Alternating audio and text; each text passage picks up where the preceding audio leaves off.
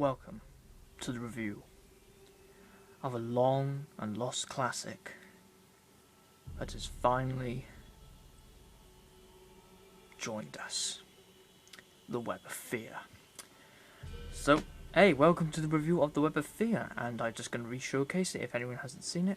Let's skip to this time right by here if you want to see the actual review of it, but not the showcase. So we have the two covers here, the limited and the standalone. That's a slipcase and that's the normal DVD itself. I'll show you both the covers. So just put that to one side. Let's put the side on the back. Now with this one here, with the pictures at the top. And this is by Mervyn Haseman and Harry Lincoln, recovered and restored a Patrick Troughton adventure. So, in order to escape an attack in space, the TARDIS makes an unscheduled landing and the ends up deep inside London Underground. Here, travellers soon find themselves engulfed in a thrilling battle with a great intelligence and the Yeti once again. A deadly enemy set to invade Earth, but as events take turn for the worse, it becomes clear that the Golden Pride is not just Earth, the Doctor's mind too.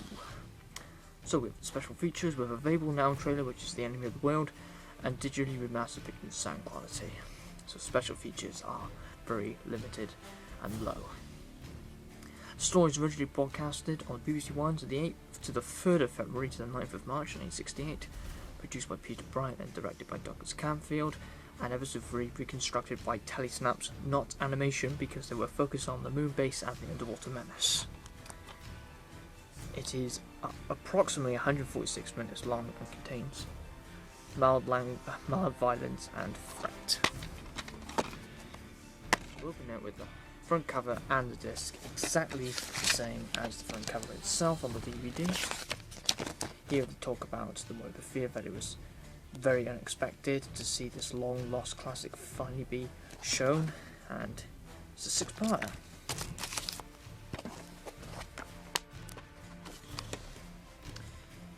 Now to the review of the classic Web of Fear, one of the most atmospheric stories to date, probably the most atmospheric story ever in Doctor Who, because it's featured in the London Underground, and it features so well in black and white.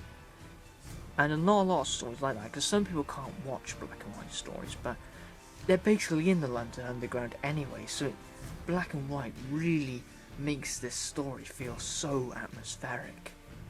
And it's brilliant. I love the filming location of this. That's probably another key point why I really love The Web of Fear. Now this one was located in Nigeria, actually 3 years ago. So, as well with the enemy of the world, so that surprised me actually. So that's 2010 they found the enemy of the world in the Web of Fear in Nigeria. Now that was a total of 9 episodes which were recovered, and now people were quite, wanted a bit more. They wanted a bit more lost episodes, but think about it, we are very lucky to the skin of our teeth that we actually have 2 completed stories. Well, episode 3 doesn't on the Web of Fear, but we have to all be very lucky to have these 2 stories, especially the Web of Fear, because it has been such a classic for a while, and fans never expected to see these return because they have been wiped, and we should be very grateful that we have these stories back in the archives. Both Enemy of the World and the Web of Fear, we have to be grateful in some way, shape or form, that we should be very grateful, and I am definitely.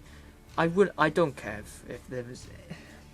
Well, I would like to see Power of the Daleks, but yeah, I'm fine if this is the ones they found and they haven't found anything else. I'm very acceptable with that, even though my mind's saying Power of the Daleks, but if that doesn't happen, well, that's sad. But anyway, to The Web of Fear is a very atmospheric story, the second appearance of the Yeti and the Great Intelligence.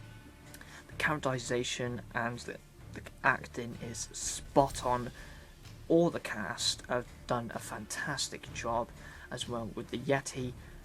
People find the Yeti, well, I would say the new series, people say, oh, the Yeti seem like silly monsters, but no, they are bloody amazing monsters, they are, and they fit into the filming location very, very well, and they do seem very creepy, they do, all the time when they're seen, and they are brilliant.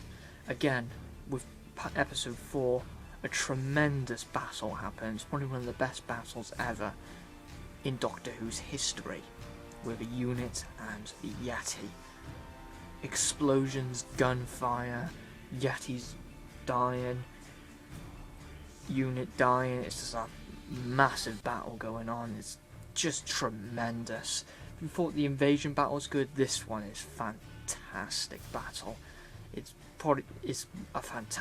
really well done, this one is really well written, really well directed, and I would say it's essential. I would not even say it is the essential purchase to be in your collection. Vitally, you need to have this story. I can't really go into the negatives of this story. There's nothing on of it. It's a spot-on story. It is all well done. They really did make this story superior when it was written, directed, filmed. There is nothing wrong with this story. Everything is spot on. More things which I liked about the story is Patrick Troughton again is very, very strong in this one. He's willing to sacrifice his own life for the people of England. Well, because the great intelligence is going to start to take over, and of course if the Doctor doesn't cooperate, then the great intelligence will do what it must. It will wipe out. But it's the Doctor's decision if he will do it or if he will not. If he doesn't, the fate of probably the whole world is in danger. If he doesn't, his life will be more or less sacrificed. So the Doctor is willing enough to do this, but of course it's what happens in the ending where he does show that he wanted to sacrifice his own life, which is brilliant. Absolutely fantastic.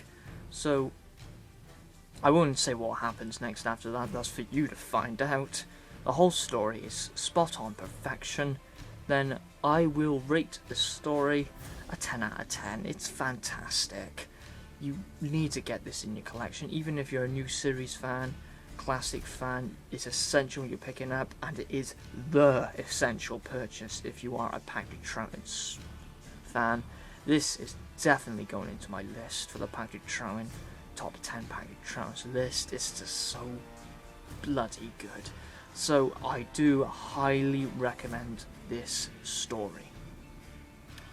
So that was the review of The Web of Fear. Again, 2014 is looking very good for the DVD line. Moonbase, brilliant, 10 out of 10. Web of Fear, fantastic, perfection, 10 out of 10. But the DVD line for the DVD line is apparently coming to an end. I hope that's not true. I think it was off Doctor Who magazines, one of the magazines, I can't remember, but if it is true, then I don't think the Underwater Menace is a fantastic end for the DVD line. I hope they got some sort of surprise or something. I don't know. I don't really think the Underwater Menace is a great end to a DVD line. That's just not me. But I hope you enjoyed the review of The Web of Fear. My next unboxing will be, well, it'll be in the Underwater Menace, I guess. But it is being delayed to April, so I don't know. It's probably the Underwater Menace, I would say. So, thank you very much for watching the review of The Web of Fear. Again, I would pre-order this story as soon as possible because I got this early, 2 days early. Get this, pre-order it off Amazon, and you will have probably the best time ever watching this story. It is a classic. So, take care everybody, and I hope you enjoyed the story when you've got it. Goodbye.